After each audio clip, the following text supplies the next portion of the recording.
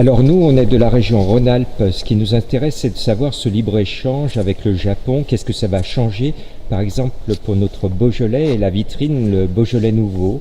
Est-ce que ça va être un gros coup de pouce? Bon, il faut dire d'abord d'une façon générale que c'est le plus important accord commercial jamais négocié par l'Union européenne avec un partenaire avec qui on a beaucoup de choses en commun. Et c'est un accord qui a des éléments très intéressants et très importants au niveau de l'agriculture, parce que le Japon est un marché très important et aussi un marché très intéressant pour les exportations européennes qui sont déjà très importantes et qui peuvent connaître un nouveau impetus suite à l'implémentation de cet accord. Et on parle des éléments très concrets pour des produits que vous connaissez très très bien, comme par exemple pour toute la filière du vin en général, mais pour des produits comme le Beaujolais, qu'est-ce qu'on aura dès l'entrée en vigueur de l'accord? On aura une abolition des tarifs qui sont actuellement en place. On parle des tarifs sur le vin d'un ordre de 15% sur lesquels on ajoute encore des tarifs additionnels parfois.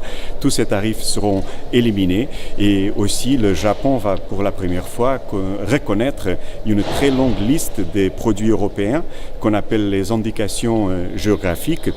Où on trouve par exemple, encore une fois, le Beaujolais, mais aussi des fromages comme l'emmental, le reblochon, qui seront protégés dorénavant dans le marché japonais, de la même façon qu'ils sont protégés dans le marché européen.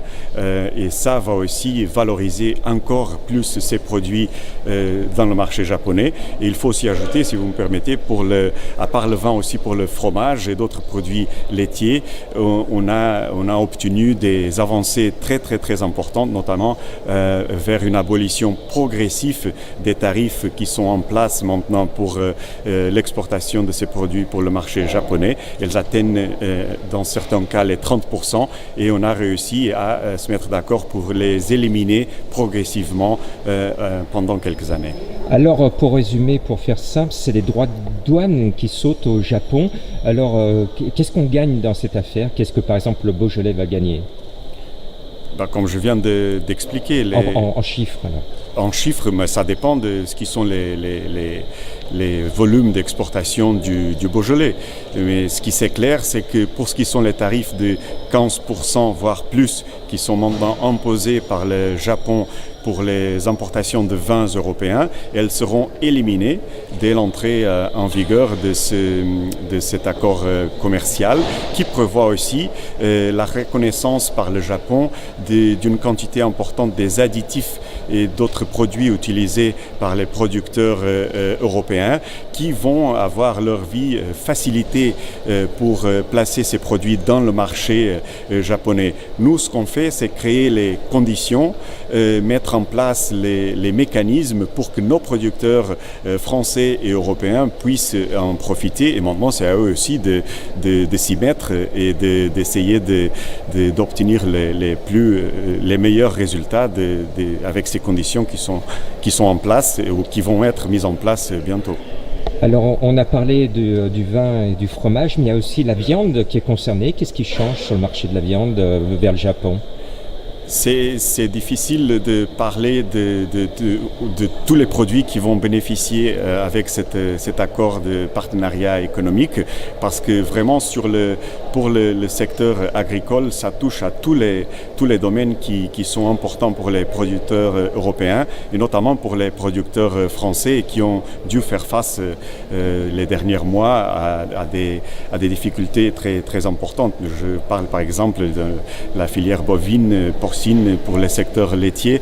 Dans tous ces domaines, on a obtenu des avancées très importantes pour éliminer soit les tarifs douaniers, soit pour obtenir des quotas très importants pour placer nos produits dans le marché japonais. Par exemple, pour le secteur, pour la viande de porc, on a réussi à éliminer tous les tarifs qui sont en place pour les produits européens. Pour le secteur bovin, on a réussi à négocier un quota de plus de 50 000 tonnes avec des conditions très favorables. Et maintenant, encore une fois, c'est à nos producteurs de s'y mettre pour en profiter de la meilleure façon possible de toutes ces conditions. Est-ce que vous avez fait des estimations sur ce qui va évoluer en Europe et en France par rapport à ce libre-échange qui se met en place ? Bon, les estimations sont toujours utiles pour planifier le futur, mais on ne veut pas non plus donner des chiffres qui sont pas basés sur des faits. Mais d'accord, selon nos estimations plus conservatrices, on peut espérer une augmentation générale des exportations vers le Japon de l'ordre de 25%.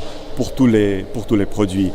Tenant compte que, par exemple, les exportations des produits agricoles, aujourd'hui, on est à l'auteur de 5,7 billions d'euros chaque année.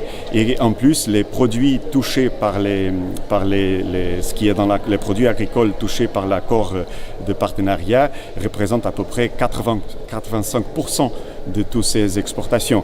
Alors oui, on aura une augmentation des exportations, mais le plus important, c'est que ça veut dire aussi de la croissance économique chez nous et la création d'emplois chez nous, notamment dans le secteur agricole. Ce qu'on a obtenu annoncé hier, c'est ce qu'on appelle un accord politique.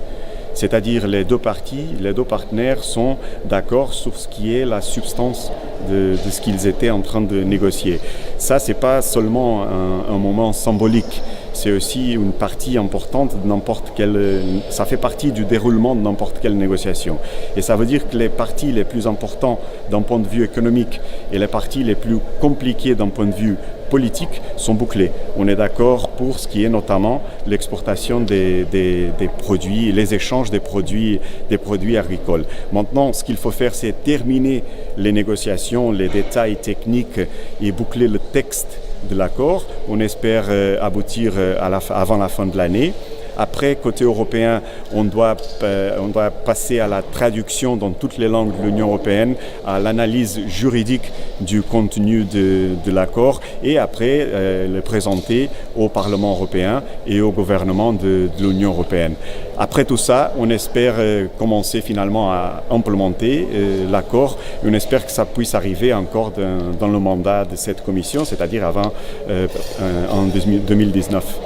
Un accord commercial, c'est toujours une question de compromis. Voilà, et tout le monde y gagne, tout le monde y donne quelque chose. C'est pas une question je gagne ici et je perds ici.